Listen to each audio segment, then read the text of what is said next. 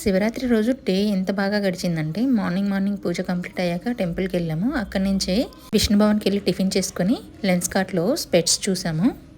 Evening వచ్చేసి ఇలా బోటింగ్కి వెళ్ళామన్నమాట.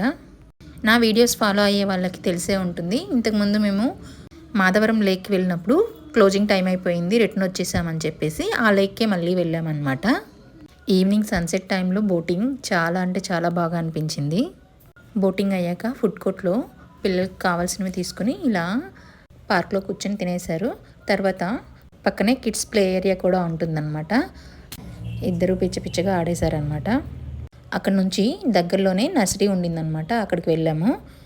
ఎప్పటి నుంచో తులసికోట తీసుకోవాలనుకుంటూ ఉన్నాను. తులసికోటతో పాటు కావాల్సిన ప్లాంట్స్ అలాంటివి కూడా తీసుకుని ఇంటికి వచ్చేసామన్నమాట. ఆ నెక్స్ట్ వీక్ వచ్చేసి మా ఫ్రెండ్ మౌనిక వాళ్ళు వచ్చారు. వాళ్ళతో పాటు మళ్ళీ మాధవరం లేక్కి వెళ్ళాము. అక్కడి నుంచి రెస్టారెంట్కి వెళ్ళి అందరం డిన్నర్ చేసుకుని ఫుల్గా ఎంజాయ్ చేసాము.